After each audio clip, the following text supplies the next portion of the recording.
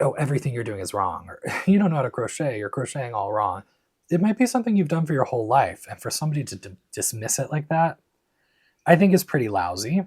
Hi, my name's Mark, and welcome to the channel. Today we're talking all things crochet. If you are a crocheter and not a knitter, and you've been watching some of my videos waiting for a moment where we focus on crochet, the time has arrived. So stick around to enjoy the video, and let's get into it.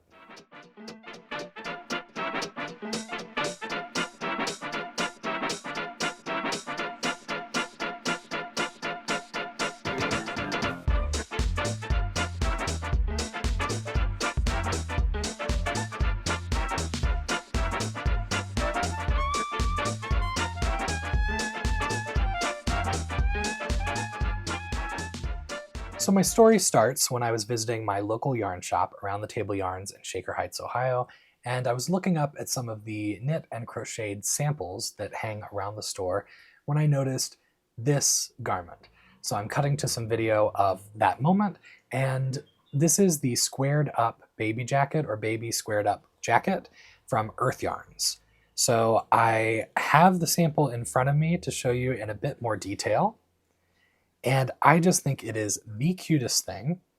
And I happen to be going to my niece's first birthday party this weekend. So I thought maybe I can get this done. I can knock it out in a week and have a nice gift. So that's what we're doing today. I've got this sample in front of me just to show off exactly how the garment works. It's made essentially of two granny squares or granny hexes that are then seamed together and finished with a little bit of a border on the bottom to expand the length of the garment. So I'm just borrowing this little garment to show you up close and to make sure that as I'm working the pattern, I'm following the directions and everything is working out the way it's supposed to. So if you've watched my other videos, I mentioned crochet. I say that I love to knit and I like to crochet, that the division of my crafting time, is probably split 90-10. 90% of the time, I'm probably knitting something, but 10% of the time, I'm crocheting. I learned to crochet when I was a child, but I didn't know how to do much with it back then. I could do a series of stitches, single crochet, half double, double, treble, but I didn't know how to use them. I didn't understand even the difference between working in the round or turning my work. I didn't know how to really shape something. I couldn't make amigurumi. I couldn't make garments. I didn't know how to change colors. I knew nothing of granny squares. So I was really just spending time going back and forth, making scarf after scarf with pretty simple crochet stitches. So now that I have teachers in my life, I have resources like Ravelry, I have a great local yarn shop, I am inundated with amazing crochet projects and all of the ways you can use crochet stitches to create all sorts of fabric. So today I'm working on this squared up baby jacket and I'll show you my progress. Here I have one completed hexie and you can see it doesn't lay flat. That's part of the pattern. You're working around a magic ring to start and you have 6 clusters. So instead of 4 clusters like you would have in a granny square, we have 6, making it a hexagon.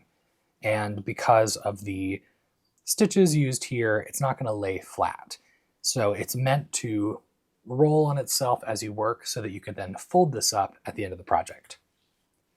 So I have my hexie here, and then I've begun to seam it together at the sleeve. So once you finish the hexie, you fold it up, and it's going to become half of this little cardigan, this little jacket. So the sleeve is out here, I'll continue seaming it up, and then I'll leave space for the neck opening. I'll do the same on the second side, and then you go through and you add an edge around all of the edges, and then you add a little bit of length for the body, just depending on how long you want it to be for the baby or the child, or even the adult. This comes in an adult version that you're making it for. So this first one is finished, and I have a second one that is maybe about halfway done. So you can see they're similar. I'm trying to get my colors to line up decently. This is Earth Yarns self-striping fingering weight yarn. So it's Earth Yarns unique fingering. It's a superwash merino yarn. There's no nylon in it, so it's not technically a sock yarn. They make a sock yarn that comes in little sock kits, but this one is 100% merino, superwash wool. It's really, really soft. I like the colors. You can see this sample from the shop is a different colorway, and I might pop some colorways that they have up on the screen, or I'll at least share the link to the yarn in the description box if you want to go look. Really cool colorways. It's beautiful stuff, and it's fun that the pattern is done for you. So if you're making this exact pattern, you're knitting a pair of socks, you're crocheting something else, it's fun that the self-striping dictates your pattern as you go. So let's hop into crocheting.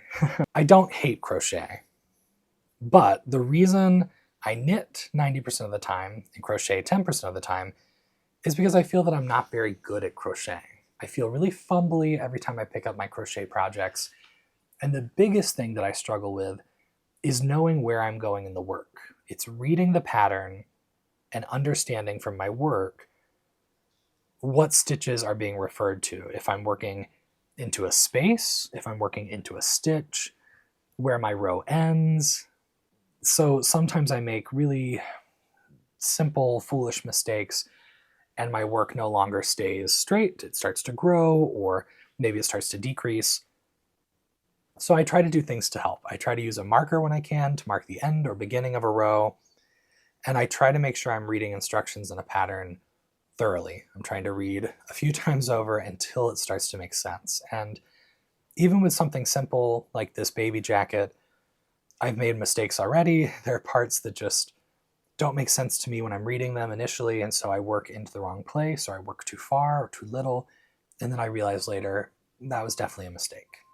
If you've watched my other videos, you know by now that I don't like to go back and rework things. If it's a small mistake and I can live with it going forward, then I leave it.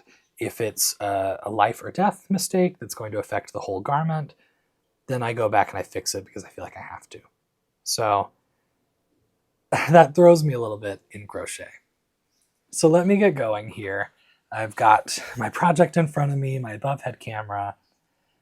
There's construction going on outside. I've turned the interference detection way up on my microphone in the hopes that it cuts some of that out. But it is springtime here in Cleveland, which means it's starting to get hot. And I live in a house with no air conditioning, and I'm sitting here in a sweater because I feel like I have to. I know that I don't have to, but I feel like I have to. As I keep making videos into this summer in my un-air-conditioned house, I don't know what I'll do. I'm sure I will eventually stop wearing sweaters in the videos. I'll just wear a normal shirt. But for now, it feels like it's on theme. So I'll see what happens. I always tell myself that eventually I will start to make summer appropriate things, whether they're knit or crochet. I'll use cotton, I'll use blends, I'll use lighter weight yarn, and I just haven't done it yet. I have a couple of vests I've made, but they're pretty heavy. They're not really summery vests. So I need to pick some patterns and make a couple summer shirts, maybe a couple vests, so that I feel like I can wear my knits and my crochets year round, just because I like to. I spend so much time crafting that I feel like I need to be an ambassador, a good ambassador of my craft. And so if it's cold outside, I want to put on something I've made, whether that's a hat, a cowl, a scarf, a sweater. And then when it gets warm out, I feel conflicted. Part of me gets really excited for the summer and spring, but then a big part of me is a little sad because it means all of my knitwear and my crocheted garments are going to be packed up for the season. So I'm sure eventually I'll find a good balance. So here I am crocheting along. Some people hold their crochet hook, I don't know, like a pencil. And I think that looks classy. I hold my crochet hook, I guess more like a knife or a fork. And I don't know. I don't know how much of that plays into my thoughts on crochet, but you have to do what feels good for you. A lot of people have commented talking about classes they've taken or social groups they've attended where someone will tell them, oh, the way you're doing this, the way you're crocheting, the way you're knitting is wrong. And it's always a funny thing to hear because I say this all the time. There are like dozens of ways to do every aspect of crafting. It's not black and white. There are ways that your stitch looks correct. There are ways that your stitch will be facing the right direction, the strands will be stacked in the right way, but that doesn't mean to craft and to make things, you have to have all of your stitches look that way. You may be yarning under instead of yarning over, and that might reverse the look of your stitches. And if that's something you've done for your whole life and it doesn't bother you, and it doesn't hinder your ability to craft, then that's okay. You're good to keep crafting that way. If you're learning for the first time and you notice mistakes like yarning over or under, working into stitches backwards, picking up the wrong leg of a stitch or only part of a stitch instead of a full stitch, those are definitely things that it can be nice to catch and correct, especially if you want to follow patterns and you want your work to add up the same way it's added up for someone who's designed a pattern. But the idea that you go to a crafting group or a class and have somebody tell you, especially if they're doing it in a nasty way, oh, everything you're doing is wrong, or you don't know how to crochet, you're crocheting all wrong. It might be something you've done for your whole life, and for somebody to dismiss it like that, I think is pretty lousy. So we don't want that. It's different if you ask for help or ask for feedback, and then someone tells you in a constructive way, hey, I'm noticing that this part of your work doesn't always line up because you're doing this piece of it in a different way. That's great. That's helpful. That's how we learn from something and we maybe adjust what we're doing. But if you have not asked, you haven't opened yourself up to hear someone's feedback, then people shouldn't just offer their feedback. So keep that in mind if you're out in the world and you feel like telling somebody. You can say it in your heart. You can write it down in your journal, but you don't have to say it to their face, and you definitely don't need to do it in a nasty way. So here I am crocheting along. I'm going to zoom in so that, I don't know, you see the crochet a bit better. You may hate the way I crochet, but as I've just established, please don't come in without being invited and tell me that I suck at crochet. You may crochet the same way I crochet.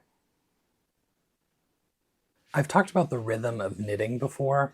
That's one of the reasons I like to knit so much, is the rhythm of it. Getting in the groove and feeling like you establish literally a rhythm, a metrical rhythm of your stitches, of the way you hold your yarn, and the way your work progresses. And there's absolutely rhythm to crochet. I think there's probably more rhythm to crochet because typically there are more passes that make up each stitch than would happen in knitting. So I like the rhythm of crochet. I think one reason I'm less successful at crocheting is because I'm not even enough to find a nice rhythm. So as you're watching me, you might notice that my stitches get interrupted more because of me splitting the yarn or me skewering the wrong part of a stitch. And so I get out of rhythm, which I think leads me to put my work down and pause, versus knitting where I feel a bit more practiced. There we are, I just got out of rhythm if you're watching my hands. So right now I'm working clusters of double crochets. So this is like a granny stitch. And these are separated by one chain each time, just something the pattern calls for. So I work a double crochet, a double crochet, a third double, making up my cluster, and then I'm putting in one chain. Oftentimes, if you're working granny stitches, there's no chain between them. Just depends on the pattern. So if I stay in rhythm and my crocheting stays steady, I think I get in the groove of it and I enjoy it more. But the second I make a mistake or get out of rhythm, I'm less committed to finishing my work for the day.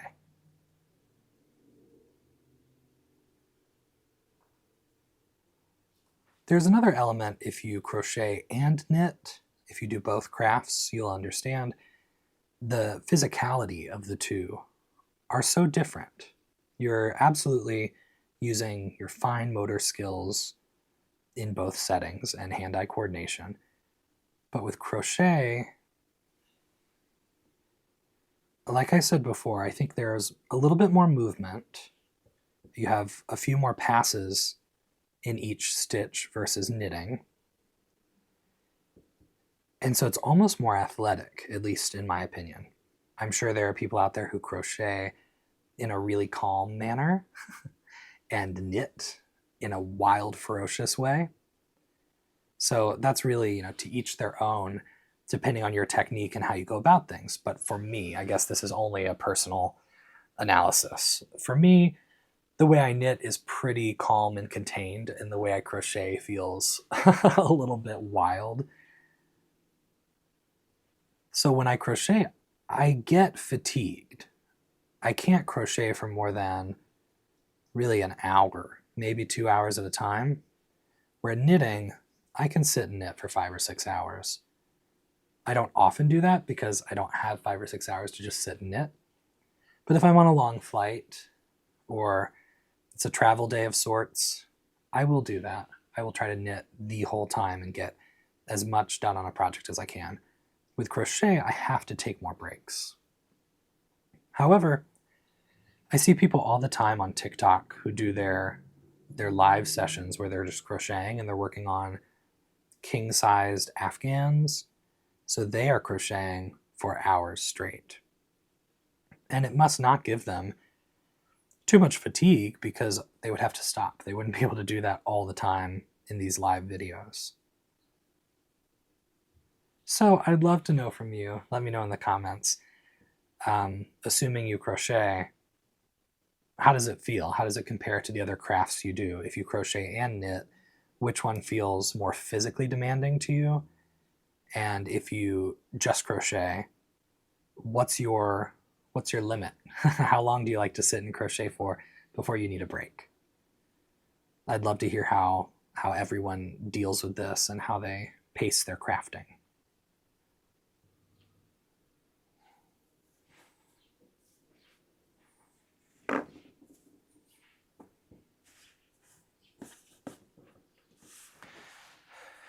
Okay, let's stop and look at this hexie a bit.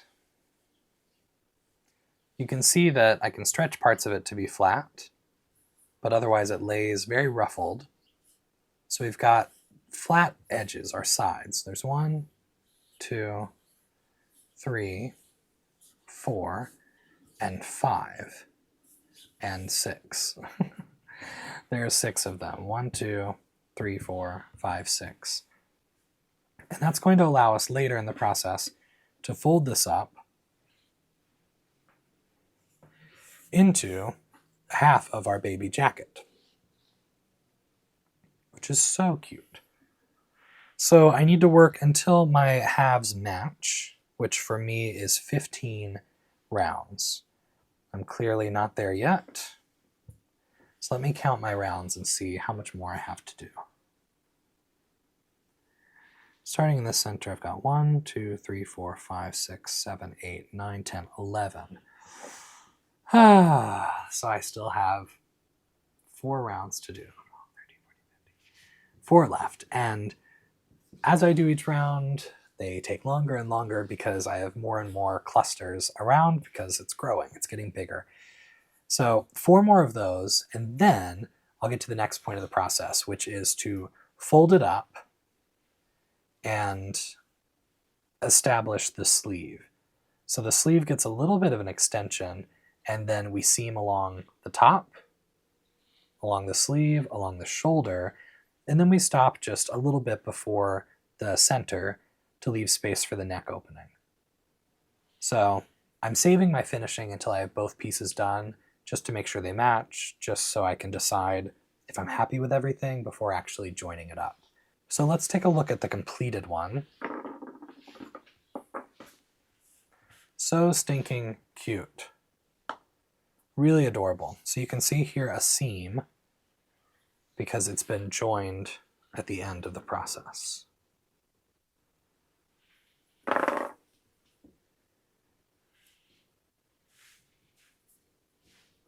And this pattern comes from, I think, newborn through 2T, and I'm doing like an 18-month. My niece is turning 1 now, and it's spring.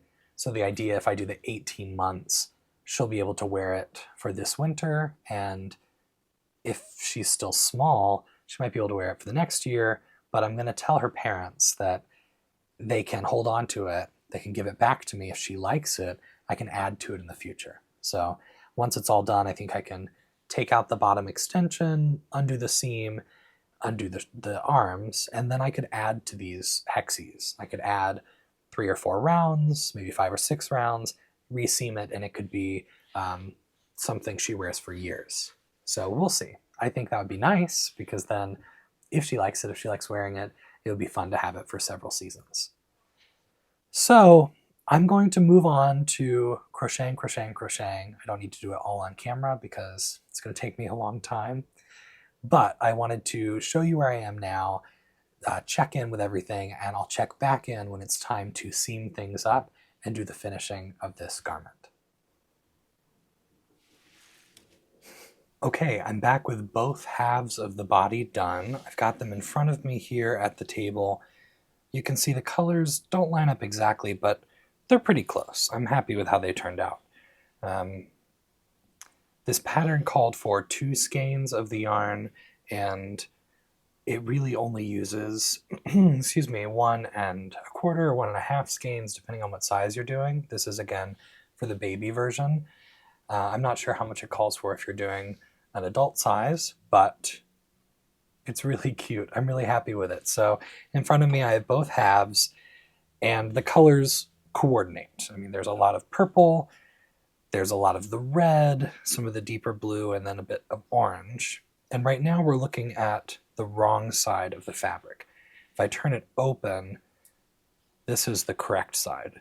So I have it wrong side out so that I can seam up each sleeve. And again, we're seaming up until we leave a little bit here at the neck opening. So I'm going to move forward with slip stitching these together and then following the instructions as best I can to finish this garment. Hi, checking in again for another progress point with this little squared up baby jacket. In front of me, I have the jacket joined. It's not quite finished. I still have to add a little bit of length for the body, and then the pattern calls for me to come through and tip the whole thing with single crochets as a sort of border. So I'm thinking I will pull that single crochet color from solids that I have. I have a lot of partial skeins of fingering weight solid or tonal yarns, and I think the pattern calls for you to keep using the same striping yarn that you've been using for the rest of the jacket, but I think it might be a little more cohesive to use a solid all the way around instead of something that shifts.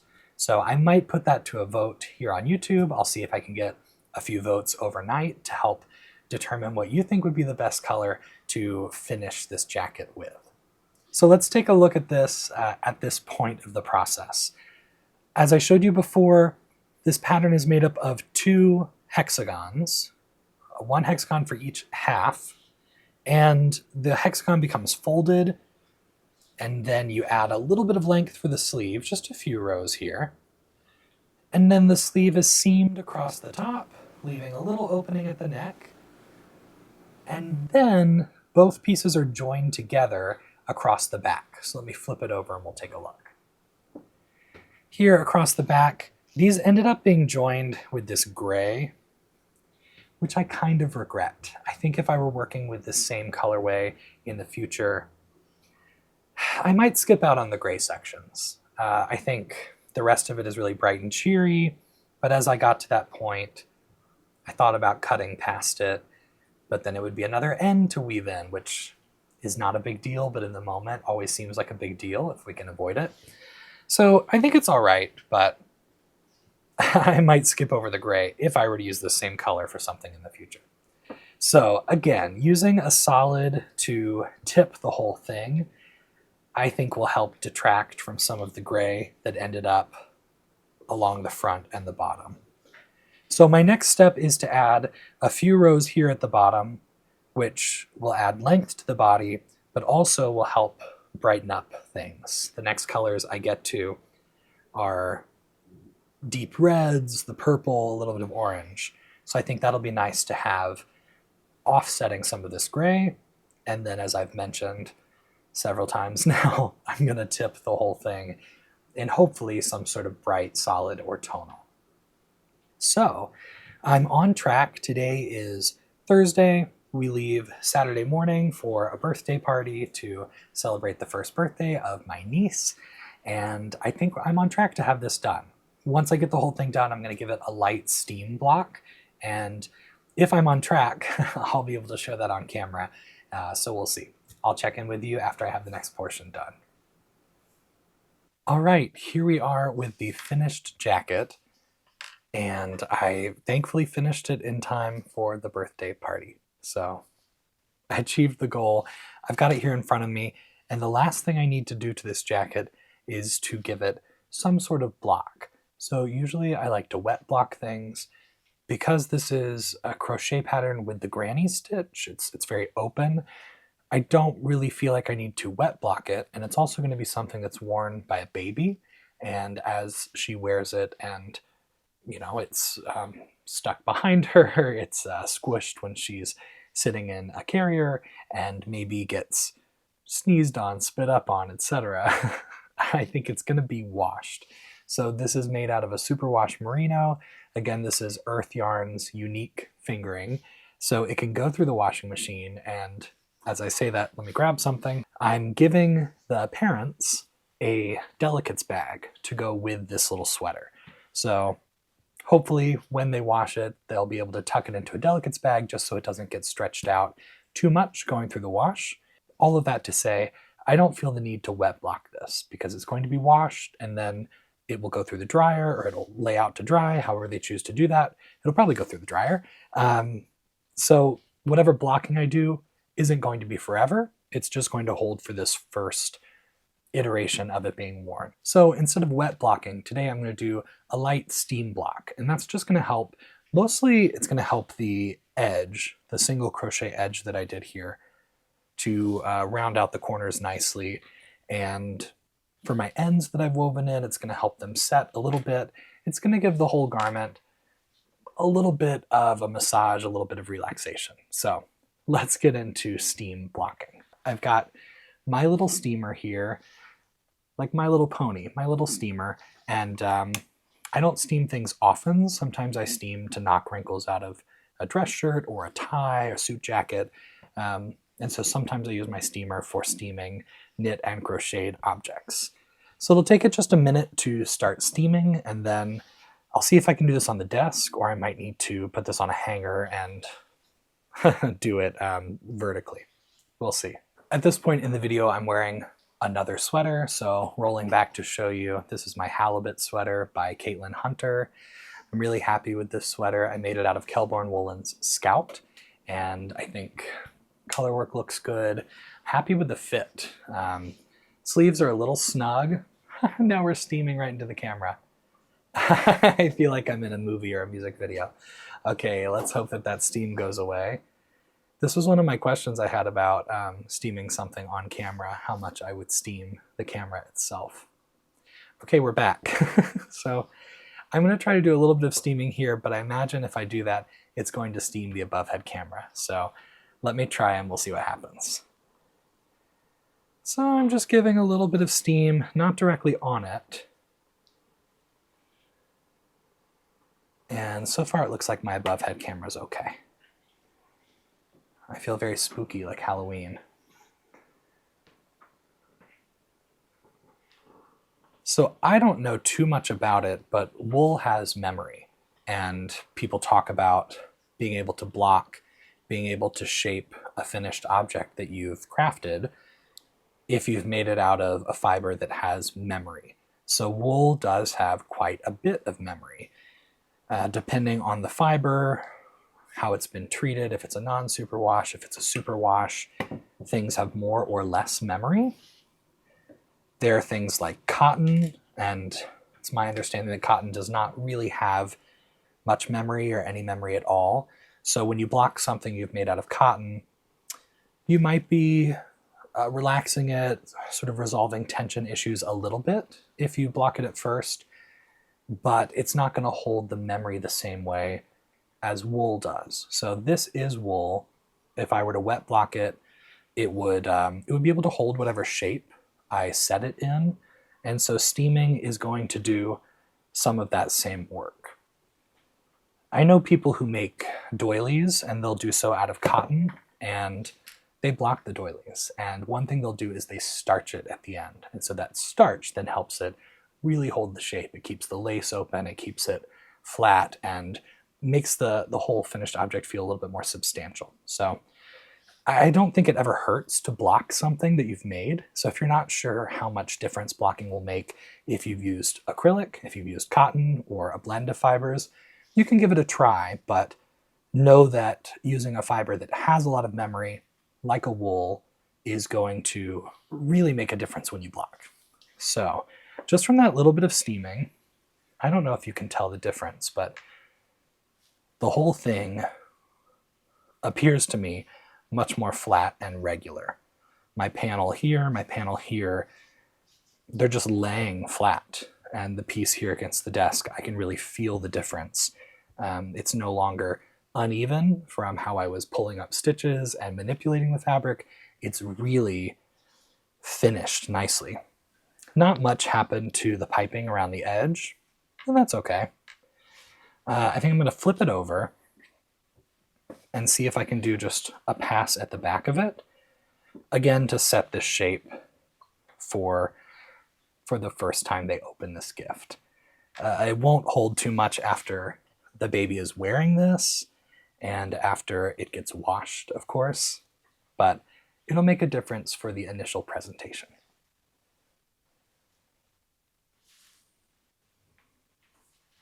All right, I think I've done enough steaming on this. It makes a difference to me here in person. I don't know if you can tell a difference there. Perhaps as I lift up the edge, you can see that it's made the fabric lay more flat. It's created a more uniform piece of fabric. Whenever we knit, whenever we crochet, we're creating fabric, whatever the stitch texture is. And so sometimes as you work, you can tell that the fibers are manipulated. If you've had to pull back and work a section again, your work might look a little bit ragged and a little bit uneven. And so doing some sort of finishing, whether that's starching, blocking, steaming, spritzing, washing, whatever you do at the end of your process, it often helps to solidify whatever fabric you've created. So I can tell here in person, hopefully you can tell on camera, that this is a little bit more even than it was when I plopped it down 5-10 minutes ago on camera. So this is the finished object. I think it's so cute. There are no buttons, it's just an open cardigan, an open jacket, and I piped it here in a solid color. The pattern calls for you to use the same yarn you've been using the whole time, but I just felt like I got a little too much gray in some of the pattern, sort of dark gray, and I didn't snip past that yarn. I think I mentioned that in an earlier clip. So I wanted to tip the whole thing in a solid color that had some sort of contrast. So this is one of the colors I put up to a vote on YouTube, and thank you so much for voting. If you saw the final votes after the 24-hour period of the post being up, you'll know that this was actually the losing color, but I'm sorry I went against your vote. I like hearing your opinion, and I think sometimes in the future I'll definitely use a vote to decide what colors I'm using for a project, but in this case, I feel a little bit ashamed. I went against your votes, so thank you for voting, thank you for sharing your opinion. I just felt that this had the highest contrast for the finished jacket. So that's it. That's the little jacket. It's going to be packed up with the Delicates bag. I think it's a good idea if you're giving people gifts that need some sort of special care. Again, this can go in the washing machine, so it's not like they have to hand wash it. But if you've made something that can't go in the washing machine and you're giving it to a friend, a family member, a loved one, it's nice to give them some sort of a reminder. Maybe it's a little card, maybe it's a Delicates bag, something to say, for best results, for the longest life of this gift, this garment, whatever it is, try to do this when you wash. I know it can seem really fussy to tell somebody, you can't wash this, you can't put it through the machine, you can't dry this, but they might want to know. They might really value what you've given them. So whatever you do when you give it, it's good to have some sort of plan in place. So my plan for this is to give them the Delicates bag, to give them a little note card saying, this is made out of superwash wool, it can go through the washer, use the Delicates bag, it'll give it a longer life. And that's that. I had a lot of fun making this project. It's a pretty straightforward pattern.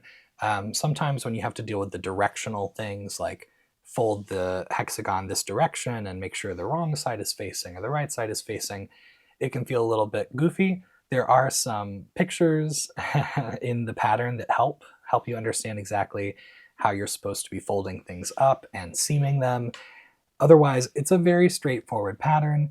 If you can crochet, if you can do a double crochet, you are good.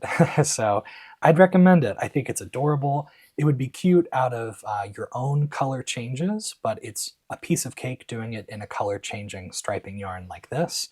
And I really hope that my niece likes it. I think she's a little too young to know for now, but I hope her parents like it. And I hope that it's something she can wear for a couple of seasons. And then I'm going to tell them if they like it, if she enjoys wearing it, then they can give it back to me. And in a couple of years, I can pull out my final joins, my final rows, and I can make each hexagon bigger. I can just add on until it's the size needed for a toddler, a 3-year-old, 4-year-old, 5-year-old. And so we might get some mileage out of this. We'll see. I had fun making it. I thought of my niece as I made it. I think that's a really special part of making something for someone. It's like prayer shawls that church groups do. That you're saying prayers, you're being thoughtful, you're being mindful as you make whatever it is. So there's love and intention in every stitch. So that's how I feel. I hope she feels that love as she wears it, and I hope it's a meaningful gift to my brother and sister-in-law. So that's that. I think that's everything I have to say about this pattern. Again, if you're interested in making this, the pattern is linked in the description box below. I'd love to hear from you. What sort of projects are you making? Do you ever make projects as gifts? Do you have children, grandchildren, little ones in your life? And what do you like to do? And maybe you don't give them gifts. Maybe you're a little more wary about sending off something handmade that you spent hours on to a baby in your life. Either way, I'd love to hear from you. Start a conversation below in the comments. Thank you so much for spending this time with me. If you're not already subscribed to the channel, I would really appreciate it. It helps me keep in touch with people that like the content I put out, and it helps my channel grow. It gives me some support here. So if you're not already subscribed to the channel, please do so for future videos. Thanks for spending this time with me. Happy crafting, happy knitting, crocheting to you, and I'll see you in the next one. Bye.